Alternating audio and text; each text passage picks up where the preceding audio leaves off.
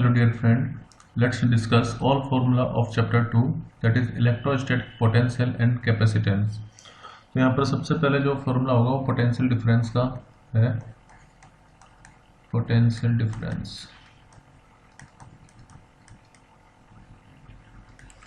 तो अगर आपके पास कोई भी दो पॉइंट है तो उनके बीच का जो पोटेंशियल डिफरेंस होगा V वो इस तरह से डिफाइन होता है कि सपोज करो आपके पास ये पॉइंट है A और ये पॉइंट है B और आप किसी टेस्ट चार्ज को A से B की तरफ ले जा रहे हो तो ऐसे में जो वर्क डन आप करोगे A से B तक ले जाने के लिए पर यूनिट जो ये टेस्ट चार्ज है तो इसका जो रेशो होगा इसी को हम बोलते हैं पोटेंशियल डिफरेंस। ठीक है, यानी कि ये जो V है ये पोटेंशियल डिफरेंस है बिटवीन B एंड A और W वर्क डन है जो कि स्केलर क्वांटिटी है। यहाँ पर जो पोटेंशियल है उसकी यूनिट रहती है वोल्ट और ये एक स्केलर क्वांटिटी रहेगी। तो ये है potential difference between point A and B। अब सपोज करो कि आपका जो पॉइंट A है वो इन्फिनिटी पे है, मतलब डिस्टेंस काफ़ी ज़्यादा है, काफ़ी दूरी से आप उसको ला रहे हो। तो अगर पॉइंट A इन्फिनिटी है तो पोटेंशियल एट A कितना हो जाएगा, 0।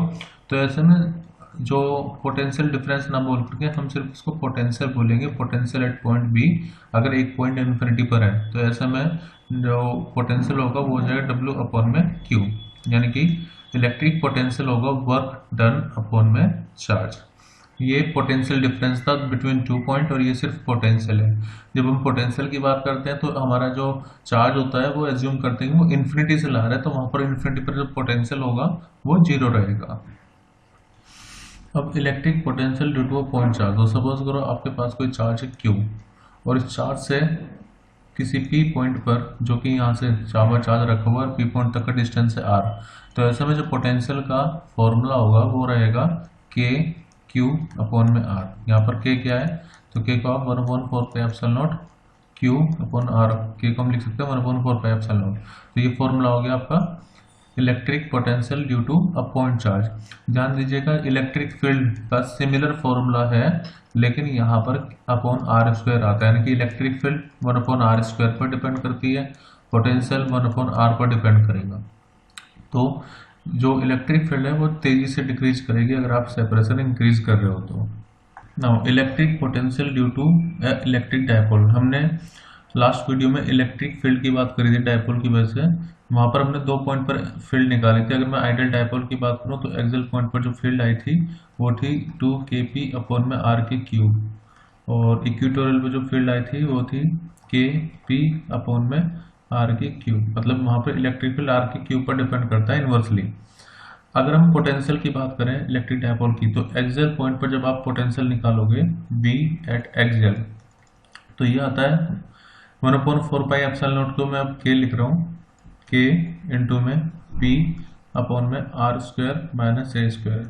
फिर से अगर आप एक आइडियल डायपोल की बात करेंगे, आइडियल डायपोल का मतलब ये हुआ कि जो सेपरेशन बिटवीन डायपोल है वो काफ़ी कम है कंपेरेबल टू आप जहाँ पर P पॉइंट पर ये जो डिस्टेंस है R वो हम सेंटर से लेते हैं तो R की वैल्यू काफ़ी ज़्यादा है, A की वैल्यू बहुत कम है। A क्या होता है सेपरेशन, 2A होता है सेपरेशन बिटवीन द चार्जेस।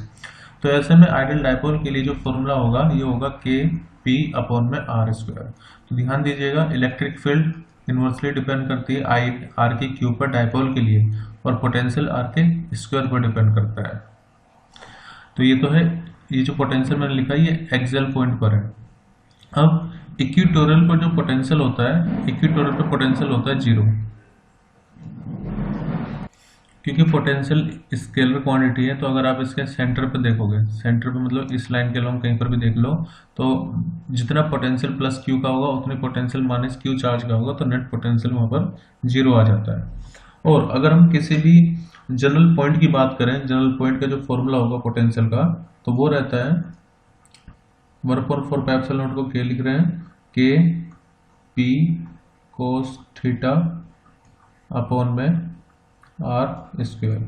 ये थीटा का क्या मतलब वो बताता हूँ। जैसे मान लीजिए हमारे पास एक डायपोल है माइनस Q और प्लस Q और यहाँ पर हमने कोई पॉइंट P ले लिया है जो कि सेंटर से पोजीशन वेक्टर इसका R है और ये एंगल बना रहा है थीटा। तो ऐसे में जो पोटेंशियल होगा वो होगा K P कोस थीटा अपॉन में आर स्क्वायर। तो अगर आप एक्सेल पॉइंट पर देखोगे तो एक्सेल पॉइंट पर थीटा की वैल्यू होगी 0, तो कोस 0 की वैल्यू 1, तो ये होगा K P upon R square, जैसे यहाँ पर मैंने लिखा था।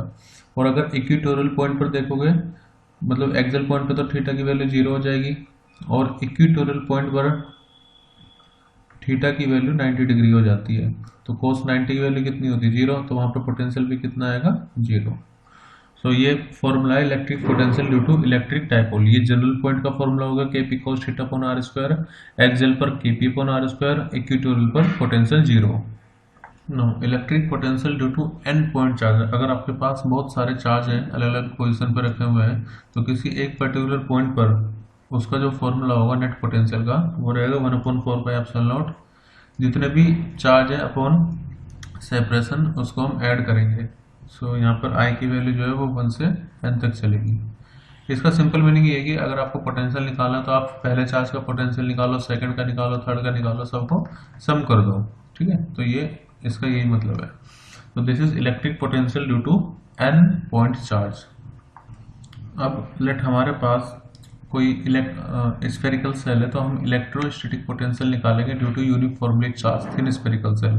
तो एज्यूम कर लेते हैं कि इस पर कोई क्यू चार्ज यूनिफॉर्मली डिस्ट्रीब्यूटेड है, तो इसके इनसाइड और आउटसाइड और सरफेस पर इलेक्ट्रोस्टैटिक पोटेंशियल बताना है। तो पहले मैं आपको बता दूं, हमने पढ़ा था लास्ट चैप्टर में, इलेक्ट्रिक फील्ड इनसाइड होती है 0 स्फेरिकल सेल में, और आउटसाइड ये रहती है के क्यू अपॉन में आर स्क्वायर। ध्यान रखना के 1/4πε0 है, और आर है सेपरेशन, आर है सेंटर से लेकर के जिस पॉइंट पी पर आप फील्ड निकालना चाह रहे हो वहां तक का डिस्टेंस। अब अगर यहाँ पर इलेक्ट्रिक फील्ड 0, देखो एक रिलेशन होता है इलेक्ट्रिक फील्ड और पोटेंशियल के बीच में। इलेक्ट्रिक फील्ड होता है negative gradient of potential equal to minus dV upon में dr। तो अगर कहीं पर इलेक्ट्रिक फील्ड 0 है, तो इसका मतलब ये होगा कि माइनस dV अपॉन dr 0 होगा, अगर इलेक्ट्रिक फील्ड 0 है तो। और इसका मतलब ये है, इसका कंक्लूजन ये है कि पोटेंशियल जो होगा वो कांस्टेंट होगा, क्योंकि किसी भी कांस्टेंट का ही डिफरेंशिएशन 0 आता है। तो इनसाइड अगर आप देखोगे तो इनसाइड पॉइंट पर कहीं पर भी आपको पोटेंशियल कांस्टेंट मिलेगा, सेम मिलेगा। ठीक है, तो फॉर्मूला जो होता है इनसाइड पॉइंट के लिए वो रहता है के क्यू अपॉन में स्मॉल आर। स्मॉल आर के जैसे मान लो ये सेंटर हो गया और ये पॉइंट पी हो गया हमारा, तो ओ से लेकर के पी तक का जो डिस्टेंस है वो आर है, तो कांस्टेंट रहेगा इनसाइड के क्यू अपॉन में आर। सॉरी, यहाँ स्मॉल आर नहीं, यहाँ कैपिटल आर आएगा। कैपिटल आर क्या है? Radius of the spherical shell. तो अंदर मतलब अगर आप सेंटर से लेकर के कहीं पर भी मूव करोगे, किसी भी पॉइंट पर अगर आप देखोगे तो आपको यही पोटेंशियल मिलेगा, सेम रहेगा, कांस्टेंट रहेगा। V inside will be equal to K Q upon में कैपिटल आर। अब अगर आप सरफेस पर आओगे तो सरफेस पर भी यही पोटेंशियल देखने को मिलेगा, के क्यू अपॉन में कैपिटल आर। यानी कि अगर आप ग्राफ भी प्लॉट करोगे बी वर्सेस आर का, तो जब तक आपका स्मॉल आर की वैल्यू कैपिटल आर के बराबर है, यानी कि अंदर, तो तब तक तो पोटेंशियल रहेगा सेम। उसके बाद अगर हम आउटसाइड का फॉर्मूला लिखें, तो जैसे एक पॉइंट चार्ज का फॉर्मूला होता है पोटेंशियल का, वैसे यहाँ पर भी होगा के क्यू अपॉन में स्मॉल आर। अब ये स्मॉल आर क्या है? तो यहाँ पर कोई पॉइंट पी मान लो आउटसाइड पे, तो ओ से लेकर के पी तक का जो डिस्टेंस है वो है स्मॉल आर। तो आउटसाइड जो पोटेंशियल होगा वो इनवर्सली आर पर डिपेंड करेगा। तो जैसे आप बाहर आओगे तो पोटेंशियल डिक्रीज करने लगेगा इस तरह से। तो ये हो गया आपका graph between potential and R. तो सेंटर से लेकर के सरफेस तक सेम रहेगा के क्यू अपॉन आर, उसके बाद डिक्रीज करेगा। Now relation between electric field and potential. तो जैसे मैंने आपको अभी बताया था, जो इलेक्ट्रिक फील्ड होता है वो नेगेटिव ग्रेडियंट होता है पोटेंशियल का, तो E इक्वल टू होता है माइनस dV अपॉन में dr। तो अगर आपको पोटेंशियल पता है और आपको इलेक्ट्रिक फील्ड फाइंड करनी है, तो आप पोटेंशियल का डिफरेंशिएशन करोगे। और इसको हम ऐसे भी लिख सकते हैं, potential equal to minus E dot dr। जब इलेक्ट्रिक फील्ड वेरिएबल है, यानी कि वो अगर r पे डिपेंडेंट है, तो पोटेंशियल निकालने के लिए आपको इलेक्ट्रिक फील्ड का r के रेस्पेक्ट में इंटीग्रेशन करना पड़ेगा। ध्यान रखिए, अगर इलेक्ट्रिक फील्ड निकालना है तो पोटेंशियल का डिफरेंशिएशन होगा, पोटेंशियल फाइंड करना है तो इलेक्ट्रिक फील्ड का इंटीग्रेशन होगा। और यहाँ पर जो भी आपकी r की लिमिट है वो r1 से r2 लिमिट चलेगी। एक और बात, अगर मान लीजिए पोटेंशियल कांस्टेंट है, तो इलेक्ट्रिक फील्ड अगर कांस्टेंट है और पोटेंशियल सेम है, तो तब रिलेशन होगा E equal to V upon में सेपरेशन, या कह लो जो भी आप लेंथ ले रहे हो, यहाँ पर डी लिख देता हूँ, E equal to V upon D. Suppose करो ये दो पॉइंट है ए और बी और इनका सेपरेशन है डी, तो ऐसे में इन दोनों के बीच का जो पोटेंशियल होगा V, और अगर आपको इलेक्ट्रिक फील्ड निकालनी है तो E इक्वल टू हो जाएगा V अपॉन में D। Now electric potential energy of a system of 2 point charge. Suppose करो आप कोई भी एक चार्ज फ्री स्पेस में ला रहे हो, तो आपको उसको कहीं पर भी लाने के लिए अगर कोई आसपास इलेक्ट्रिक फील्ड नहीं है तो कोई वर्क डन नहीं करना पड़ेगा। और अब सपोज करो आप काफ़ी डिस्टेंस से Q2 को आप इस तरह से ला रहे हैं कि इनके बीच का जो सेपरेशन है वो R12 बच रहा है। लेकिन यहाँ पर अब Q2 चार्ज आ गए, ये पॉइंट A और ये पॉइंट B, इनके बीच का सेपरेशन कितना हो गया R12। तो जो पोटेंशियल एनर्जी होगी वो डिपेंड करेगी कितना वर्क डन आपने किया है इस Q2 चार्ज को यहाँ तक लाने के लिए, और जो वर्क डन होगा Q2 चार्ज को लाने के लिए वो हो जाएगा पोटेंशियल ऑफ चार्ज 1 इंटू में चार्ज Q2, तो it will be equal to 1/4 pi epsilon nought. Potential of charge 1 ये हो जाएगा KQ अपॉन में R, तो यहाँ पर Q अपॉन में R हो जाएगा R12 इंटू में Q2, तो ये वर्क डन हो गया K Q1 Q2 अपॉन में R। इन जनरल अगर आप पोटेंशियल एनर्जी का फॉर्मूला लिखो तो नेट वर्क डन कितना हो गया, Q1 चार्ज को लाने के लिए वर्क डन करना पड़ा 0, ठीक है, और यहाँ पर वर्क डन करना पड़ रहा है हमें K Q1 Q2 upon R12। तो जो पोटेंशियल एनर्जी का फॉर्मूला होगा वो हो जाएगा K मतलब 1/4 pi epsilon not Q1 Q2 upon में R12। In simple in general कोई भी दो पॉइंट चार्ज हैं लेट Q1 और Q2, तो उनके बीच में पोटेंशियल एनर्जी होगी K Q1 Q2 अपॉन में R, बट इनके बीच में फोर्स कितनी होती है K Q1 Q2 अपॉन में R स्क्वायर। तो ध्यान रखिएगा अगर फोर्स निकालनी है तो अपॉन में R स्क्वायर आएगा, पोटेंशियल एनर्जी वर्क डन निकालना है तो 1/R ही रहता है, मतलब इनवर्सली सिर्फ R पर डिपेंड करेगा तब। और एक और है फोर्स और पोटेंशियल एनर्जी में रिलेशन होता है F इक्वल टू होता है माइनस DU अपॉन में DR। एक्चुअली अगर आप यहाँ पर दोनों तरफ चार्ज की मल्टीप्लाई कर दो तो ये हो जाएगा फोर्स F और ये हो जाएगा पोटेंशियल एनर्जी QV, तो F इक्वल टू होता है माइनस DU अपॉन में DR। और ये जैसे अगर वो ग्रेविटेशनल पोटेंशियल एनर्जी है तब भी ये काम करता है, मतलब अगर फोर्स कंजर्वेटिव है और U यहाँ पर पोटेंशियल एनर्जी, तो हर जगह ये फॉर्मूला काम करेगा F equal to minus DU upon में DR, that is force is equal to negative gradient of potential energy. Next potential energy of a dipole in uniform electric field. तो suppose करो ये हमारी यूनिफॉर्म इलेक्ट्रिक फील्ड है और uniform electric field से किसी angle पर थीटा एंगल पर लेट एक डाइपोल रखा हुआ है इस तरह से -Q + Q। डाइपोल मूवमेंट की डायरेक्शन होती है नेगेटिव से पॉजिटिव चार्ज की तरफ। तो कल हमने प्रीवियस वीडियो में बताया था इस पर जो टॉर्क लगती है वो लगती है P × E। जो पोटेंशियल एनर्जी का फॉर्मूला होगा वो यहाँ पर होगा U equal to P E cos θ1 minus cos θ2। अगर आपको ये दिया हुआ है कि इनिशियल एंगल θ1 है और फाइनल एंगल θ2 है तो वर्क डन भी यही होगा P E cos θ1 minus cos θ2।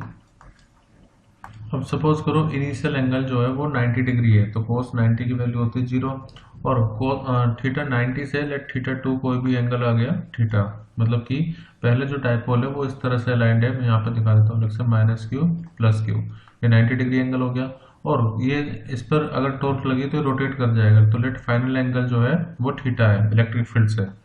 तो ऐसे में जो पोटेंशियल एनर्जी होगी वो रहेगी P E, ये हो जाएगा 0 माइनस cos θ, या फिर U equal to minus P E cos θ। इसी को आप U equal to minus P dot E भी लिख सकते हो, ठीक है। तो इन जनरल अगर आपको क्वेश्चन में एक ही एंगल दिया हुआ है, अलग से एंगल नहीं दे रखे, दो एंगल नहीं दिए हुए हैं, तब आप सिंपल ये फॉर्मूला लगाओ माइनस P E cos θ।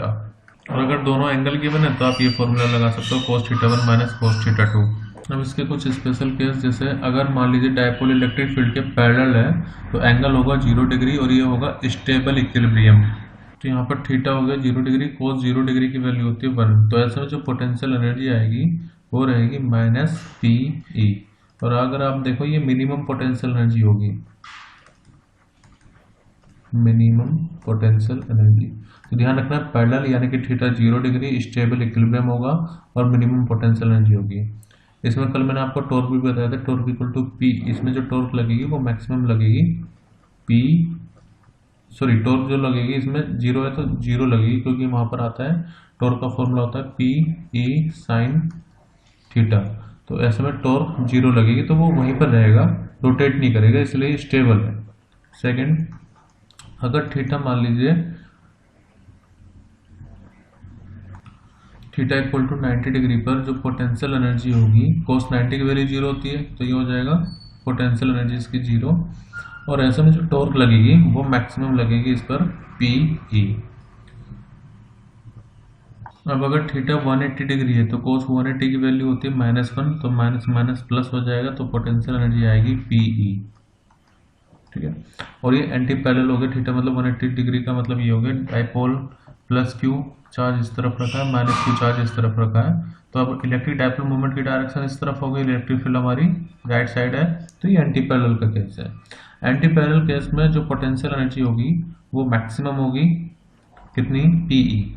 और ये अनस्टेबल इक्विलिब्रियम है। अनस्टेबल इसलिए कि जो चार्ज होता है माइनस क्यू वो इलेक्ट्रिक फील्ड के अपोजिट डायरेक्शन में होना चाहिए और प्लस क्यू को इलेक्ट्रिक फील्ड की डायरेक्शन में होना चाहिए, लेकिन ये इसका उल्टा है, तो ये अनस्टेबल इक्विलिब्रियम हो गया है।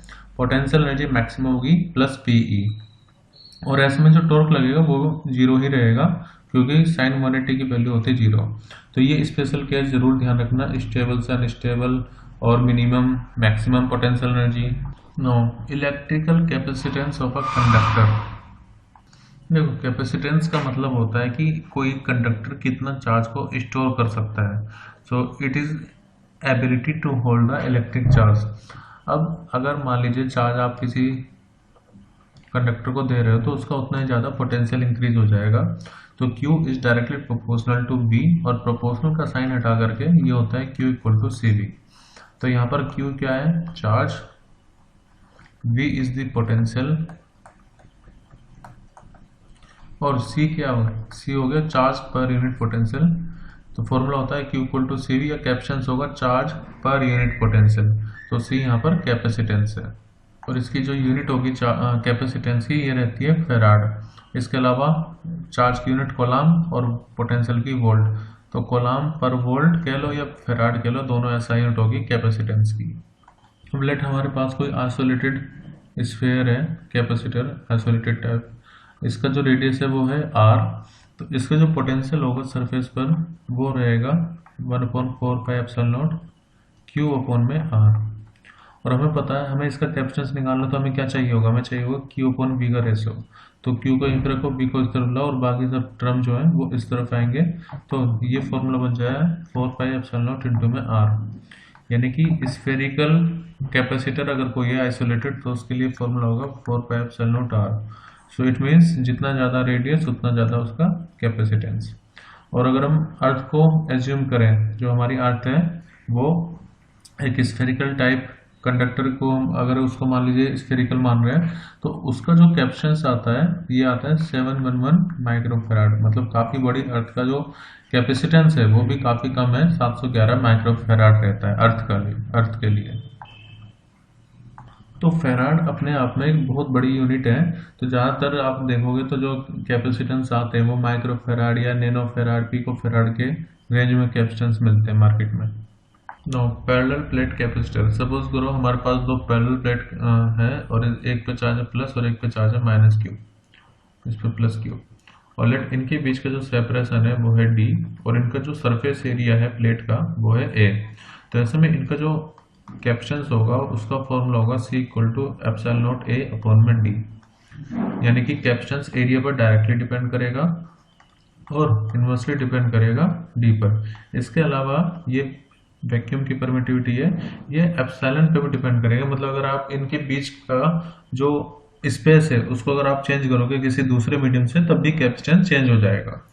तो परमिटिविटी पे भी डिपेंड करता है capacitance. Now combination of capacitance in series. तो सीरीज के लिए जो फॉर्मूला होता है वो पैरेलल का जो हमने रेजिस्टेंस में किया था उसका उल्टा होता है। तो यहाँ पर आता है 1/c equal to 1/c1 plus 1/c2 plus 1/c3, और इस तरह से जितने भी आपको सबको रेसिप्रोकली ऐड करना है। इसके लिए मैं आपको बात और बता दूं, अगर मान लो सिर्फ दो ही कैपेसिटेंस आपके कनेक्टेड हैं, लेट C1 और C2, तो ऐसे में डायरेक्ट इक्विवेलेंट कैपेसिटेंस अगर आपको निकालना है सीरीज में, तो आप ऐसे लिख सकते हो C1 प्लस C2 अपॉन में C1 इंटू में C2। दो, ये सिर्फ दो के लिए एक्चुअली क्या है, ये चीज हट जाएगी अगर दो कैपेसिटेंस है, तो 1/c आएगा 1/c1 प्लस 1/c2। तो इसको जब आप एलसीएम लोगे तो यही फॉर्मूला आपको मिलेगा C इक्विवेलेंट का, C1 प्लस C2 अपॉन में C1 C2।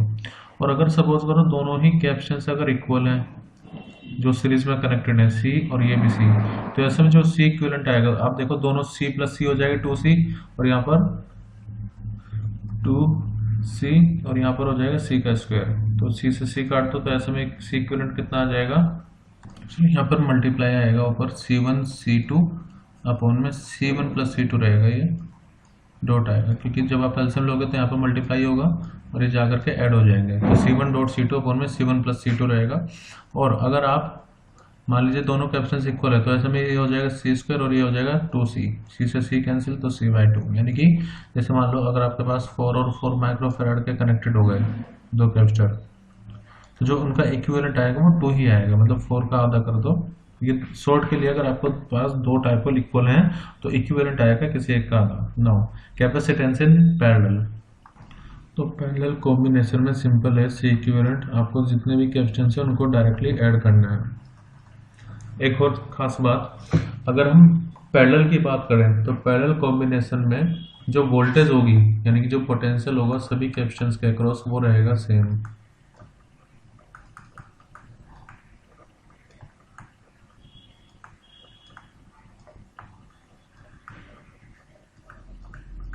ठीक है, potential is same across all the capacitor, किसमें, इन पैरेलल। और सीरीज में अगर हम बात करें तो सीरीज में जितने भी यहाँ पर कैपेसिटेंस ऐड होंगे उन सब में सेम चार्ज रहेगा, तो सीरीज में रहेगा सेम चार्ज और पैरेलल में रहेगा सभी पर same potential. Now energy store in capacitor, तो इसके तीन फॉर्मूले होंगे total.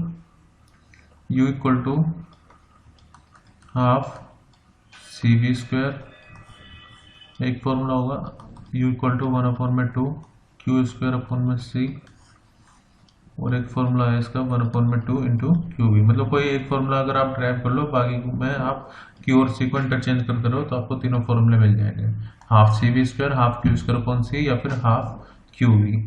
Now energy stored in series and parallel combination of capacitor, तो इस समय क्या होगा, जो नेट पोटेंशियल एनर्जी आप निकालोगे, सपोज आपके पास अलग अलग कैपेसिटर हैं जिनकी एनर्जी है U1 U2 U3, तो जितने भी अगर पोटेंशियल कैपेसिटेंस ऐड हैं तो सभी की पोटेंशियल एनर्जी को आप डायरेक्टली ऐड कर लो तो आपको नेट पोटेंशियल एनर्जी मिल जाएगी, चाहे वो पैरेलल में कनेक्टेड हो या वो सीरीज में कनेक्टेड हो, पोटेंशियल एनर्जी आपको सम करके ही मिलेगी नेट।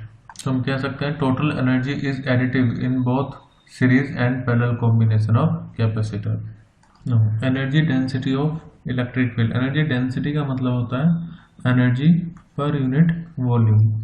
ठीक है, तो इसको हम स्मॉल u से डिनोट करते हैं, और इलेक्ट्रिक फील्ड के लिए होता है 1/2 एप्सिलॉन नॉट E का स्क्वायर। ठीक है, जब आप मैग्नेटिक फील्ड पढ़ोगे तो वहाँ पर u भी होगा, तो वो आ जाएगा 1/2 B का स्क्वायर अपॉन में एप्सिलॉन नॉट, सॉरी यहाँ पर म्यू नॉट आएगा। तो ये फॉर्मूला हम बाद में भी पढ़ेंगे जब हम इलेक्ट्रोमैग्नेटिक वेव चैप्टर डिस्कस करेंगे। ना एक केस लेके चलते हैं कि हमारे पास दो कैपेसिटर हैं C1 और C2 के, और देखिए A और B कैपेसिटर हैं और इन पर चार्ज है Q1 Q2 और इनका जो पोटेंशियल इलेक्ट वो V1 और V2 है। ठीक है, अब हम लिख सकते हैं Q1 जो होगा वो बराबर होगा C1 V1 और Q2 जो इक्वल होगा वो होगा C2 V2 के। अब जब आप इन दोनों को एक थिन वायर से कनेक्ट कर दोगे तो जो हायर पोटेंशियल बॉडी है वहां से चार्ज फ्लो होकर के लोअर पोटेंशियल बॉडी तक फ्लो हो जाएगा, और ये तब तक होता रहेगा जब तक दोनों का एक कॉमन पोटेंशियल अटेंड ना हो जाए। तो वो जो कॉमन पोटेंशियल होगा VC वो इक्वल होगा टोटल चार्ज अपॉन में टोटल कैपेसिटेंस। तो अगर आप यहाँ पर टोटल चार्ज देखोगे तो वो कितना हो जाएगा Q1 प्लस Q2, और दोनों क्योंकि अब एक सेम पोटेंशियल से कनेक्टेड है तो इनका जो नेट कैपेसिटेंस होगा वो रहेगा C1 प्लस C2। तो ये कॉमन पोटेंशियल ये अटेंड कर लेगा।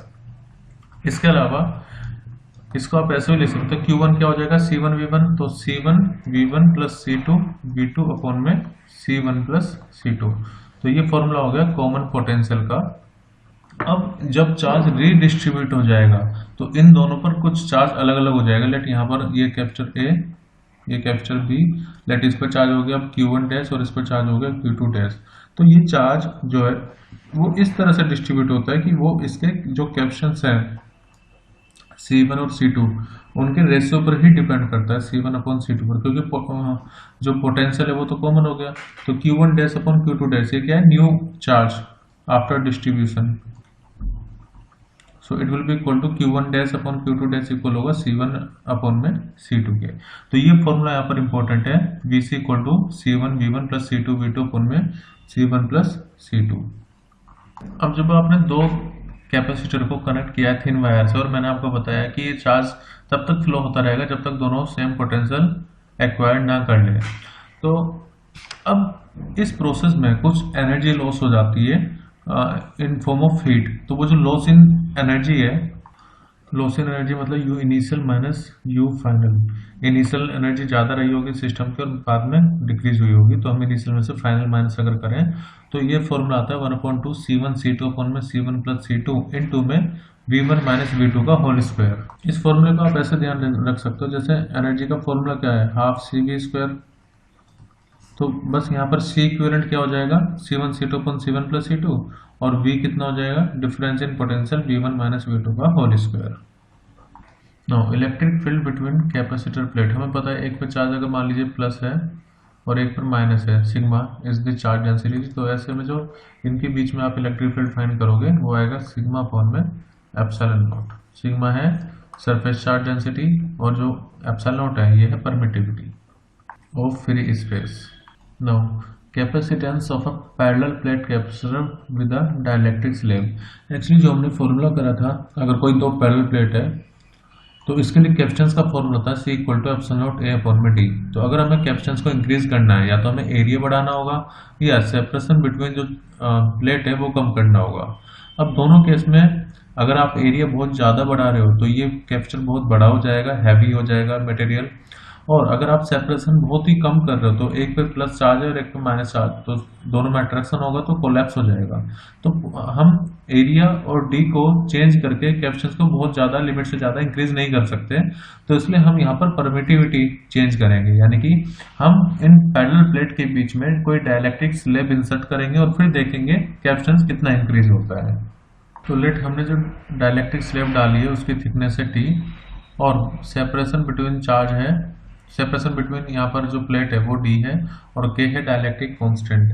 तो ऐसे में जो कैपेसिटेंस का फॉर्मूला आता है ये होता है C equal to epsilon naught A upon में D माइनस T प्लस में T अपॉन में K। A जो है वो एरिया है, एप्सिलॉन नॉट परमिटिविटी है फ्री स्पेस की। तो ये फॉर्मूला होगा कैपेसिटेंस का, C equal to epsilon naught A upon में D माइनस T प्लस में T अपॉन K। अब इस फॉर्मूले से कुछ स्पेशल केस करेंगे। तो पहला केस है, अगर हम इस जो डाइलेक्ट्रिक मटेरियल है उसको कंप्लीटली फिल कर दे, इसका मतलब जो थिकनेस है अगर वो D के इक्वल हो जाए, तो आप देखो D माइनस D 0 हो जाएगा और यहाँ पर आप D पुट करोगे तो जो कैपेसिटेंस आएगा वो रहेगा C equal to epsilon naught A upon D और अब वो K टाइम्स इंक्रीज हो जाएगा, यानी कि जो पहले कैपेसिटेंस होता था C equal to epsilon naught A upon D, now it will increase by K times. और ये हम चाहते थे कैपेसिटेंस को इंक्रीज करना, K की वैल्यू 1 से ज़्यादा होगी तो कैपेसिटेंस इंक्रीज हो जाएगा K टाइम्स, ठीक है। तो कैपेसिटेंस अब K पर डिपेंड भी करेगा। हम कह सकते हैं जो न्यू कैपेसिटेंस होगा वो हो जाएगा K टाइम्स C नोट के। C नोट वो कैपेसिटेंस है जब बीच में आपने कोई मीडियम नहीं भरा हुआ है, सिर्फ यहाँ पर वैक्यूम है या एयर है। तो अब न्यू कैपेसिटेंस हो जाएगा किसी डाइलेक्ट्रिक मटेरियल को इंसर्ट करने के बाद वो K टाइम्स इंक्रीज हो जाएगा C नोट के। यहाँ से हम K को भी डिफाइन कर सकते हैं, K इक्वल टू क्या हो जाएगा C अपॉन में C नोट, यानी कि K is the ratio of capacitance with dielectric between two plate upon capacitance with vacuum between two plates. तो अगर आपने कैपेसिटर की पैरेलल प्लेट के बीच में कोई डाइलेक्ट्रिक स्लैब की जगह अब हमने कंडक्टिंग स्लैब डाल दी है, तो कंडक्टर के लिए K की वैल्यू इन्फिनिटी होती है तो अब जो कैपेसिटेंस का फॉर्मूला आएगा, देखो यहाँ पर आप टी अपॉन के यानी कि के को इन्फिनिटी रखोगे तो 1 अपॉन इन्फिनिटी 0 आएगा, तो कैपेसिटेंस बचेगा एप्सिलॉन नॉट ए अपॉन में D minus T. Now effect of dielectric on various parameter. जब बैटरी डिस्कनेक्टेड है कैपेसिटर से, तो ऐसे में जो चार्ज रहेगा वो वैसे ही रहेगा जितना पहले था, चार्ज रहेगा कांस्टेंट, लेकिन जो पोटेंशियल होगा वो 1 अपॉन के टाइम्स डिक्रीज हो जाएगा। एक्चुअली ऐसा होता क्यों है, क्योंकि इसके बीच में जो इलेक्ट्रिक फील्ड है वो कम हो जाएगी जब आपने इसमें कोई डाइलेक्ट्रिक मटेरियल डाला है। तो सिंस इलेक्ट्रिक फील्ड रिड्यूस हो जाएगी 1 अपॉन के फैक्टर से, तो जो पोटेंशियल होगा equal to V upon D होता है। अब सेपरेशन चेंज नहीं हो रहा है, तो इलेक्ट्रिक फील्ड पोटेंशियल दोनों एक दूसरे पर डायरेक्टली डिपेंड कर रहे हैं। तो अगर इलेक्ट्रिक फील्ड डिक्रीज होगा तो पोटेंशियल भी डिक्रीज होगा। और जैसा मैंने आपको पहले बताया था, जो कैपेसिटेंस है वो के टाइम्स इंक्रीज हो जाएगा, और यही हम चाहते भी थे। और जो पोटेंशियल एनर्जी है वो 1 अपॉन फैक्टर से 1 अपॉन के फैक्टर से रिड्यूस हो जाएगी। तो फॉर्मूला होता है हाफ क्यू स्क्वायर अपॉन में सी। तो चार्ज में तो कोई चेंज नहीं आया क्योंकि कैपेसिटेंस के टाइम्स इंक्रीज हो गया, लेकिन पोटेंशियल एनर्जी कैपेसिटेंस पर इन्वर्सली डिपेंड कर रही है, तो इसलिए पोटेंशियल एनर्जी भी 1 अपॉन के टाइम्स रिड्यूस हो जाएगी। अब अगर आप बैटरी को कनेक्ट रख रहे हो, हमने कैपेसिटर लिया, उसके बीच में डाइलेक्ट्रिक मटेरियल डाल दिया, उसमें बैटरी लगा दी, तो बैटरी काम क्या करती है, कांस्टेंट सप्लाई देती है। तो इसका मतलब जो पोटेंशियल होगा यहाँ पर कैपेसिटर्स के अक्रॉस वो रहेगा सेम, और जब पोटेंशियल सेम है तो जो इलेक्ट्रिक फील्ड होगी वो भी सेम रहेगी। और हमने पढ़ा है क्यू इक्वल टू सी भी होता है। सिंस जब भी आप डाइलेक्ट्रिक मटेरियल को डालोगे तो कैपेसिटेंस के टाइम्स इंक्रीज हो जाएगा, तो यहाँ पर जो चार्ज है वो भी के टाइम्स इंक्रीज हो जाएगा, पोटेंशियल तो सेम है, तो चार्ज इंक्रीज हो जाएगा के टाइम्स, V और E कांस्टेंट, और जो कैपेसिटेंस है वो के टाइम्स इंक्रीज होगा। और पोटेंशियल एनर्जी भी अगर आप देखोगे इक्वल टू इसी फॉर्मूले से क्यू स्क्वायर अपॉन सी से, तो पोटेंशियल एनर्जी के टाइम्स इंक्रीज हो जाएगी। तो ये हमने चैप्टर 2 के सारे फॉर्मूले डिस्कस कर लिए हैं। नेक्स्ट वीडियो में हम चैप्टर 3 स्टार्ट करेंगे और उसके सभी फॉर्मूले डिस्कस करेंगे। Thank you, bye and take care.